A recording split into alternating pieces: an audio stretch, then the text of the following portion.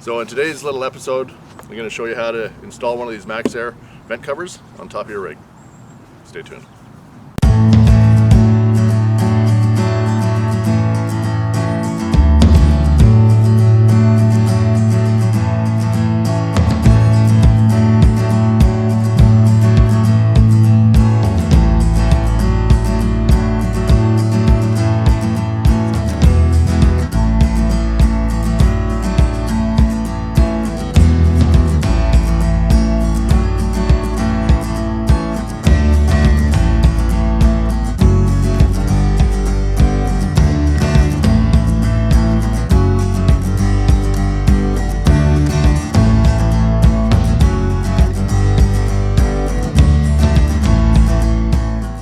So for this install of the Max Air vent covers, you're going to need a drill, the 5/32 drill bit, Phillips screwdriver, pair of pliers, and if you have some small vice grips, that would be great. I use these small pliers. They're similar to a vice grip. I really appreciate these when these won't do. And a little bit of Loctite. So to start with, you're basically going to drill your holes. You measure it out to the corners of your vent cover. The metal part is attached to the trailer, so you don't have to worry about drilling into your trailer roof. You're going to be drilling the 4 holes here, and these brackets just mount to the trailer, to the vent cover itself, to the metal part. After you've got that, you've got the larger screws here that basically just sit under the bracket above the trailer, so you don't need to worry about drilling into the hole, into the roof and resealing anything like that. It's very simple. Once you've got all the brackets attached and the screws sitting, all you do is put your vent cover on, line up your holes, and on this you've got a star washer and a nut, and that's all you do is you tighten that down. You do that on both sides. Make sure everything's lined up before you tighten any screws down. So all 4 screws are attached to the vent cover. Put your star washer on. I put a little bit of Loctite on each of these bolts. Put your top washer on, tighten them down. Hand tight is good enough.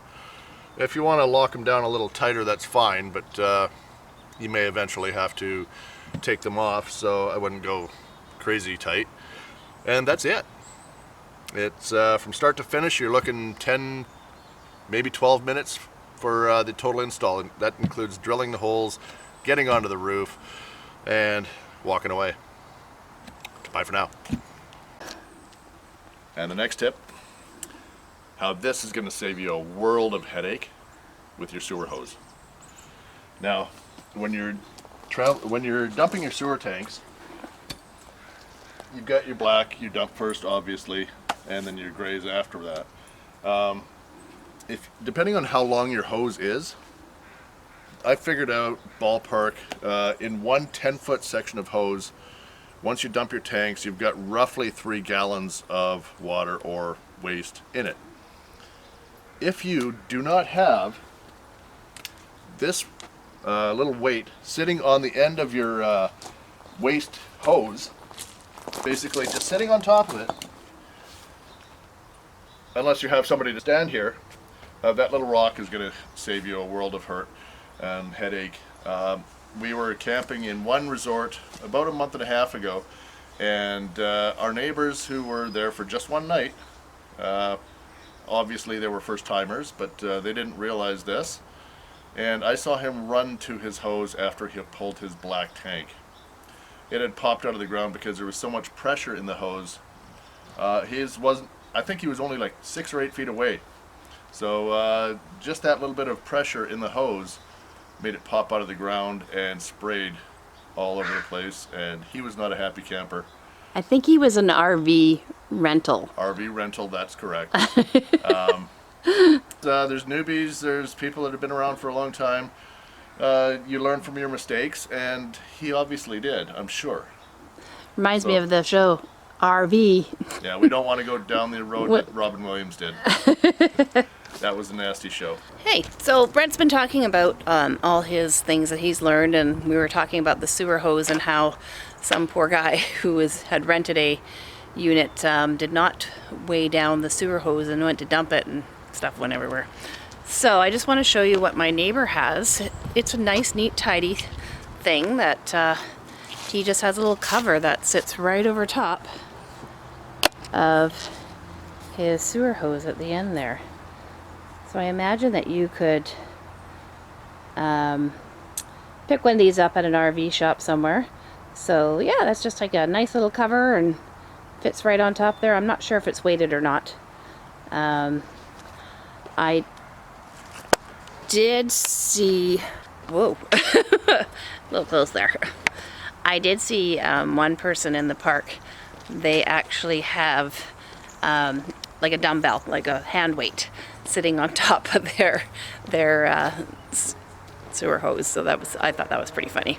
Guess they're not doing any weight work with it, and they found a purpose for it. So unlike me, Brent went and found out who that little hose cover was made by and stuff. So he went and talked to the person who was in the trailer instead of just creeping around their back door. So Brent, who was that made by? Hosebuddy.com. And He said he picked it up in the US at a Camping World. We've gone to a few Camping World stores, haven't seen that unit yet, but it's basically a small box that fits over the end of your sewer hose, and it's empty, so it's got a little cap on it. You can fill it with water, so it's got some weight in it. I would say it holds probably a gallon of water, so it holds, I don't know, 6, 7, 8 pounds. So that might be enough if you don't have rocks around where you're dumping your tanks, and you don't want somebody to put their foot on it and pray that it doesn't explode on them. But yeah, it's a great little unit. Hosebuddy.com. it's so nice and tidy too. Yes, and it's very light if you just want to drain the water out and fill it up with water when you get to your destination. And next I'm going to show you if anybody's had issues with their propane tanks going missing or suddenly being depleted of all the propane because their neighbor might be using it. I found a security device made by Torque Lift International. It's called a Fortress Gas Lock. What I used to use is just a bike cable with a lock on it. Anybody with a bolt cutter could probably get through it. These here are so simple, and it looks a lot neater, and I think it's more secure. Easy to install. Just put your tap on there. Put your regulator up top. Then there's a washer. You take that and screw it down. To right there, and then there's just a little pin lock. There you go. That's all there is to it. Nice and secure, nice and clean. You don't have to drill any holes. One thing I will mention, there are 2 different sizes. They go with whatever size shaft your, I guess the regulator attaches to. Aside from that, this is a great little unit made by Torque Lift International. And next I'm going to show you what we received from our dealer. These cranks, and I had no idea what 2 of them were for. One of them I figured was for the spare tire to drop it down. I was correct in that. That one, that was easy.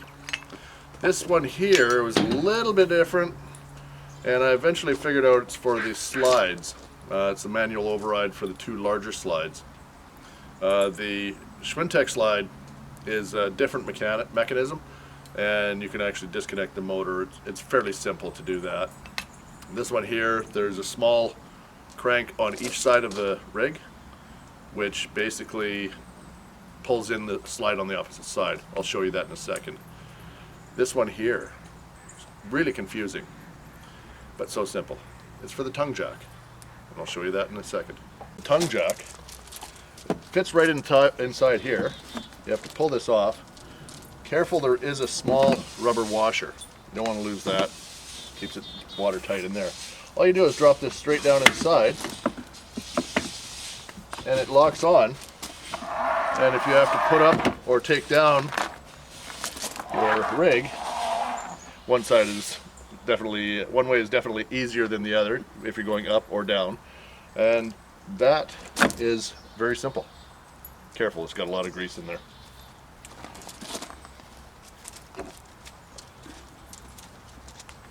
Well, if you can see me, we're in a dark area just underneath the slide here. This is where the spare tire crank comes in handy when you need to get your spare tire down. Basically all you do is like that, and you crank it down, and tire comes down. I just did a couple of cranks with it now, and it drops real fast. So one thing you might want to check is if you don't need your spare tire, just to make sure that it's actually up and tight against the rig. And the other crank I will show you in a second. Wrigley she just finished off her cow hoof, so she's looking for more. I think there is another one under the trailer. Anyways, so this final crank, it is for the slide. Whatever side of the trailer you're on, this will crank the opposite side.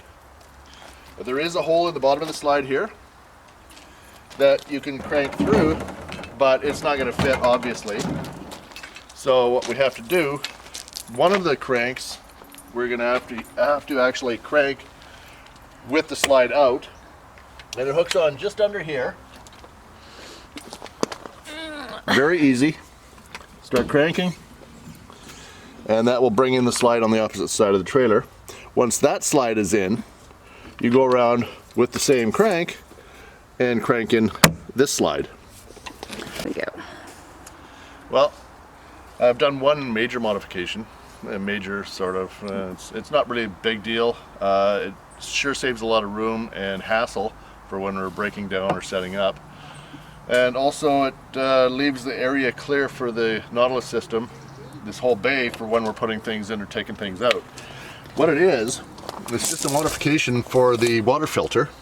Oh. I've mounted it right into the roof, and I put a quick connect on each end. And then a little hose clip over here, that's for holding brooms against the wall. That's nice and easy. And then a quick connect right there. It's all nice and easy, up and out of the way. All we do when we break down is disconnect this one hose. Which one? This one right on the end of the filter. And pull that hose out and we're done. Don't have to touch any of this unless you're actually changing the filter out. And it's all good from there. And here we are under the bedroom slide. One thing, it's not overly important, but it's kind of important to me. When we have the flashing on the bottom of the rig, the joints are held together by screws from factory, and they're just sheet metal screws. This one has 3, but all 3 are missing. It's a traveling earthquake is what it is, so they fall out. Not a big deal. I've taken care of that. I've put bolts on these, or bolts on them now, with a nut on the back side and a little bit of Loctite, so it holds them in place. They're not going anywhere anytime soon. So that's what I've done. I wish I could find some with black heads on them, but we'll have to paint these ones and make them look pretty. Aside from that, that's about it. So, taking the dogs out for their walk. I've got my high-vis jacket on, and bonus, it's warm. It fits over top of my other jacket. It's October, and we're heading into Halloween, and I thought I would take you on one of our walks with the dogs, Maddie and Wrigley. We've been experiencing some rain, so they both have their jackets on, and they're just dying to get going. I have a reflective collar for Wrigley, so that if there's anyone driving around in the park, they know we're there. So you can see it's very, very dark. The point of this, of me taking you with us, is some of the people have decorated their places for Halloween. And I was really quite impressed in some of the lights and stuff that they have up. So I thought I would take you along for a walk and show you what some of our neighbors in the RV park have done. So this is the trailer that's kind of fun. They got the spider web on the one side, And then we'll have to come back and again do it again in the daylight. And then on this one, they have ghosts going up the side of a building. So we're coming up to the office, and they have a lovely little archway all decorated with purple and orange lights. And then we have the pumpkin, inflatable pumpkin. So I've heard that they do a really good job of Christmas around here. So we're just coming up on the scary two-headed dragon.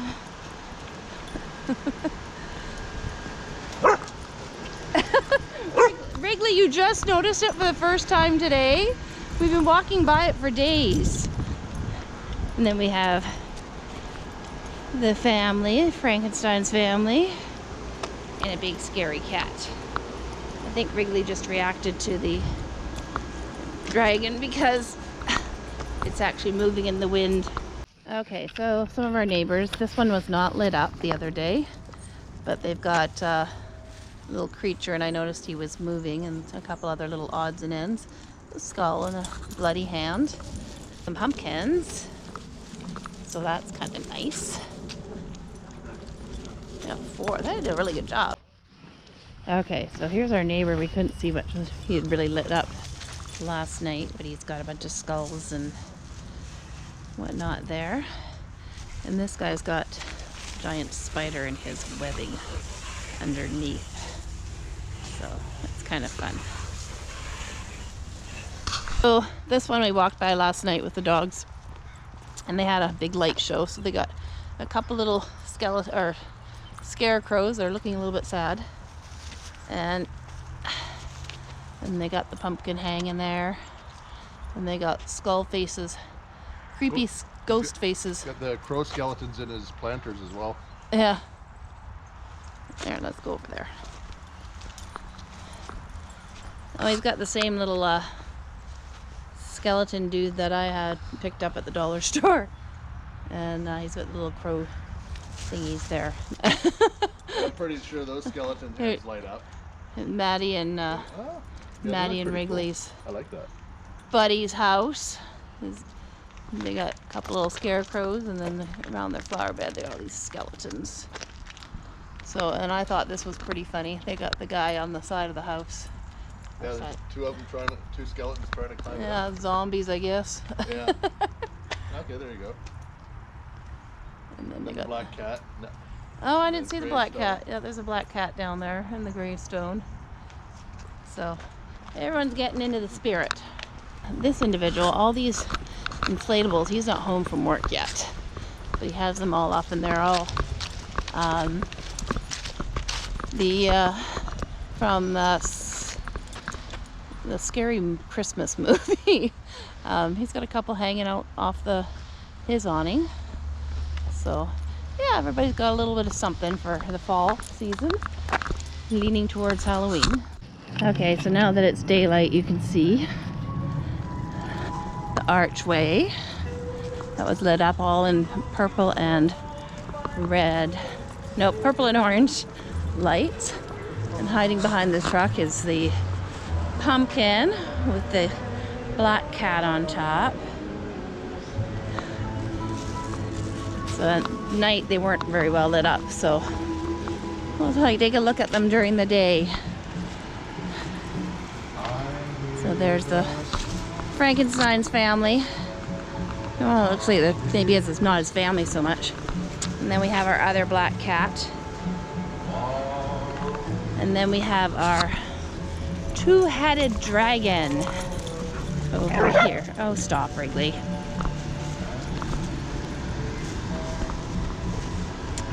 So we have the two-headed dragon. Doing a little bit better today now that there's had a couple of days to dry out. A few days of rain, and they were not looking so good. They were sort of just hanging there.